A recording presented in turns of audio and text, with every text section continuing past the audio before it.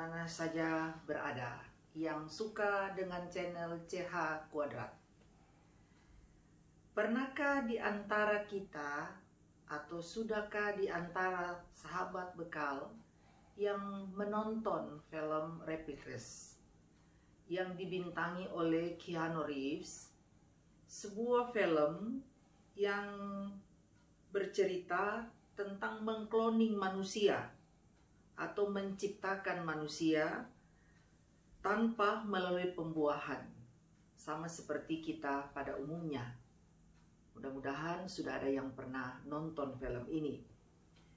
Nah, film ini merupakan perpaduan antara cloning manusia, robotik, tapi juga teknologi yang mentransfer memori manusia ke robot. Cerita film ini yang dimintangi oleh Keanu Reeves ini dimulai dengan seorang ahli saraf yang cerdas yang bernama William Foster yang sedih dan putus asa karena kehilangan istri dan anak-anaknya dalam sebuah kecelakaan. Ini cerita film ini.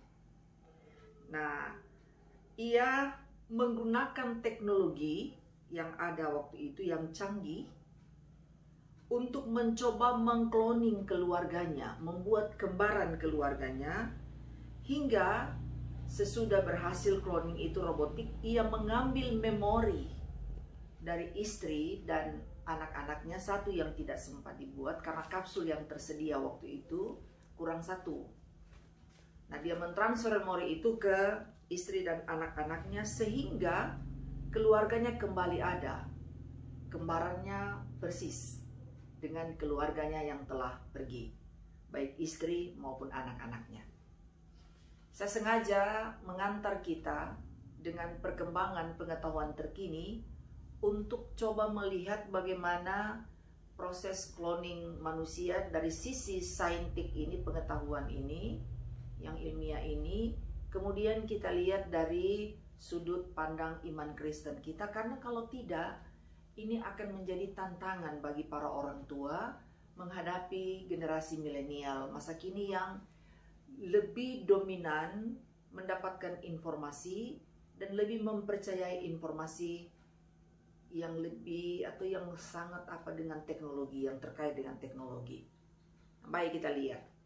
Kita semua manusia sebenarnya adalah replika dalam pengertian Alkitab. Bukankah Tuhan menciptakan manusia menurut gambar dan rupa Allah? Nah, dari cerita tentang penciptaan dikatakan begini, bahwa kita manusia ini dibuat langsung oleh tangan Tuhan. Tidak seperti ciptaan lain hanya dengan firman. Yang kedua, sesudah dibuat, kemudian Tuhan memberikan hidup. Caranya dengan meniupkan nafas ke hidung manusia. Yang ketiga, manusia diberikan rasa, merasakan dengan hatinya. Yang berikut, manusia diberikan akal oleh Tuhan. Dan karena itu, ada kemampuan untuk memutuskan. Berarti memang betul-betul hidup. Yang berikut, manusia diberikan perintah untuk bekerja. Dari tubuh yang diberikan oleh Tuhan, dari otak yang diberikan oleh Tuhan, dari akal yang dikaruniai oleh Tuhan. Kemudian, manusia diberikan kuasa. Diberi mandat oleh Tuhan. Kemudian manusia diberikan untuk berpikir dari otak yang ditempatkan manusia, ditempatkan Tuhan pada manusia dalam diri manusia. Artinya apa?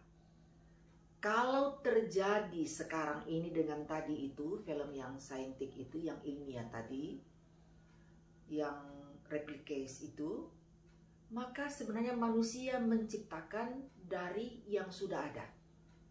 Berbeda dengan Tuhan. Tuhan menciptakan dari yang tidak ada. Dia menciptakan manusia dari debu, bikin tubuh dulu, kemudian ditiupkan nafas, roh, dan menjadi makhluk hidup jiwa. Tubuh, roh, dan jiwa. Nah, apa artinya usaha penciptaan atau kreasi manusia yang coba digambarkan dalam film yang saya kemukakan tadi.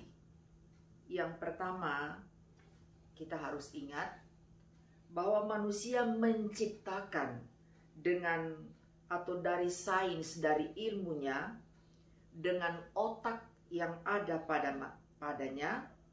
Artinya manusia menciptakan itu dari otak yang ada. Jadi intinya manusia menciptakan sesuatu dari yang diciptakan Tuhan. Maksudnya dia menggunakan otak untuk menciptakan itu, bukan dari yang tidak ada. Nah, yang berikut, sains dan teknologi mencipta dari prototipe manusia gambar Allah yang dikatakan sebelumnya. Artinya manusia menciptakan dari yang sudah ada, bukan dari yang tidak ada. Di sini perbedaannya. Maju sekalipun tetap manusia menciptakan dari yang telah diciptakan oleh Tuhan. Nah, apa pesan untuk kita? Keluarga milenial yang berhadapan dengan anak-anak yang dikuasai dengan informasi-informasi karena kecanggihan atau karena kemajuan teknologi. Termasuk film-film yang bisa nonton dari handphone Android atau dari tablet dan lain sebagainya. Apa pesannya? Sahabat keluarga milenial yang saya hormati dan kasihi, ingatlah, betapapun ilmu pengetahuan itu maju dan mencapai langit, sama seperti Menara Babel dalam kisah Menara Babel, tetap manusia menggunakan otak yang Tuhan ciptakan. Jadi kemampuan, kepintaran, pengetahuan yang tinggi tetap dia menggunakan dari unsur otak yang Tuhan ciptakan, yang misterinya sangat dalam.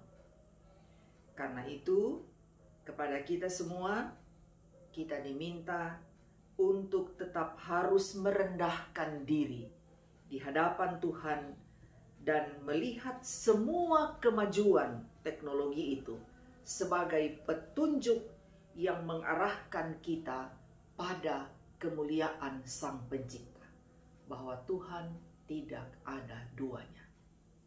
Terima kasih, Tuhan memberkati.